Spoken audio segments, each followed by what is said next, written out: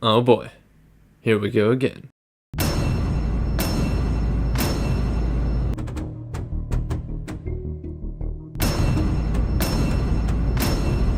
The pan-European DDs consist pretty much of only Swedish ships. They could have at least picked, I don't know, the Yugoslavian Beograd class, the Spanish Oquendo class, the Dutch Admiralen class, or the Greek Aitos class, just to name a few. We sank an enemy destroyer! The national European voiceover is British. The irony. There's only one Dutch ship in game and already got a national voice. Yet after 8 Swedish ships, there's still no voiceover for them. Finally some real ships at tier 10 again. Tired of grinding? Here's a tier 10 ship for the balloons. Excuse me, you can even buy a legendary upgrade? Wasn't the whole idea of the research bureau to give veteran players the chance to have new experiences and reasons to grind again? I guess not. Stating there's a discount, but it lasts as long as RP Yamato is in the shop. Again, selling something over the maximum amount of doubloons possible in one purchase. Wait, what? Oh dear. 6k doubloons instead of 4k for a tier 9 camo. Yeah, let's not talk about this. Quote unquote, we completely reworked the ranked system. Are you sure about that? The same old star system. Instead of team play, you get an every man for himself mentality. Same 7 vs 7 layout, same maps, same game mode. The same stupid HC spam. Oh wait, that's not a Smolensk? Putting tier 9 and 10 in the same league. Who doesn't prefer a Roon or Lion over their tier 10 counterparts? Well, I don't. For the same mental health issues, you get less rewards. Since you can't div up, you now have to endure the whole season alone. Supposed to face better opponents when reaching higher leagues, yet the matchmaking is not based on skill nor on stats. Only 1 week to complete a league means multiple wins a day.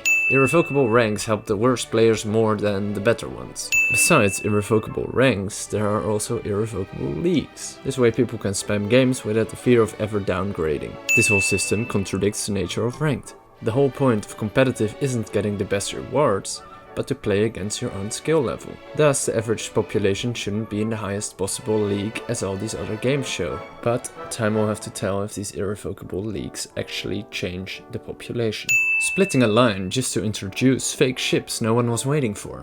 That sounds familiar. Instead of keeping Moskva as a tech tree ship, which actually fits the line, they release a new fake ship instead. On top of god tier concealment, a low hull profile, an icebreaker, and improved AP pen. Petro surely needs turrets that turn 360 degrees. The Soviet cruiser split, with premiums included, introduced a total of 8 new ships. That's almost an entire tech tree. The American cruiser split only introduced 5 new ships. And that one even started from tier 6 instead of 8. There are 5 different tier 10 Soviet cruisers now, more than any other country. And also at tier 5 and 8. Just so you know. I'm not hinting at anything, but it's strange to say the least. Stealth radar is a thing again. Seems like the life of a DD wasn't hard enough yet. Bigger doesn't always mean better. But in this case, you know what this game needs? More passive gameplay at tier 10. 1913 meets 1958. You get a Makarov. And you get a Makarov. Everyone gets a Makarov. Thick. Heisen, Hissen, Heizen, Hizen? Where's Izumo? Skipping the dockyard would cost about 45k doubloons. A ridiculous price of over 2 tier 9s for a tier 8.5 ship and best. April Fools was fun, for maybe 5 matches. But hey, at least it wasn't a space battle this time. The Halloween event was scarier than ever. Having to div up with randoms who can backstab you at any time? Ugh. Grinding for upgrades and different ships in an event, which are all gone after a few weeks together with your effort and time. Someone found some old Lego sets in his attic. Ooh, an up-tiered Dunkirk. That sure sounds like fun, whenever I feel like punishing myself. Don't get me wrong, Dunkirk is a fun ship, but not at tier 9.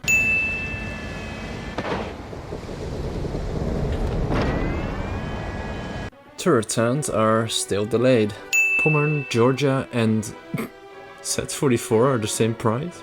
The Thunderer has become suspiciously popular, so instead of nerfing her, she has to leave the shop. Where have I heard that before? Setting Azure Lane and Transformers for the price of camos actually makes sense. But then there are events like Warhammer and Black Friday where these camos turn into full-priced ships. I just don't get it. Put in commanders like Grzegorz Brzezi, you know who I mean, and camos like USBB or German CV inside limited event crates, which are based on luck and money. Does this count as pay to win?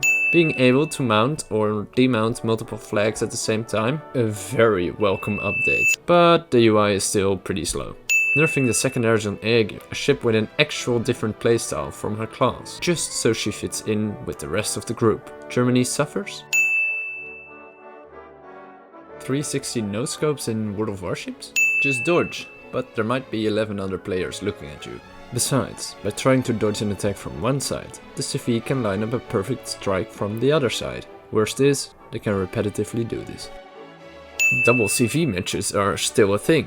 There are still 3 tiers of CV missing, but maybe that's for the best. Because of the great success of the rework, CVs aren't allowed in official tournaments. When you're not certain what happens with feedback, here's your answer. Let's give the biggest squadron the biggest HP pool. Flak. Looks cool and yeah, that's about it. Who needs AP bombers to deal massive damage? Releasing a whole new line when CVs are still a hot mess. Great idea. A line full of fake ships. We all know what's coming next. The German CVs aren't worth secondary specking like Graf Zeppelin. Planes are being built back, but AA mounts and main guns aren't. With defensive AA, you can't even defend yourself. I present you my essay about catapult fighters. Pros. Fighters can actually fly for a given amount of time. Cons. Fighters don't attack targets immediately when bombers enter the attack range. Fighters leave immediately after their dogfight, no matter how many planes they shot down. Reload time is longer than it takes for a CV to attack you again. Fighters can be outrun by bombers, so your ship gets attacked anyway. Fighters don't make bomb drops less accurate. Fighters can go after other fighters instead of bombers. The operation timer already counts down when the planes haven't even taken off. The action radius is so small, fighters have a hard time spotting around islands and are often too late at intercepting attacks. You can't cancel priority sector like you can with defensive AA.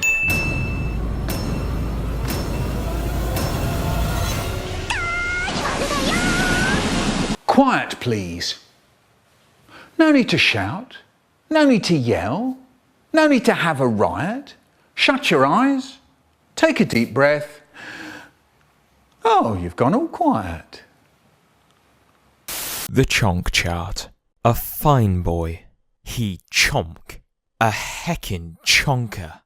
Hefty chonk. Mega chonker. Oh Lord, he coming! Hans, jetzt der Flammenwerfer! Jawohl!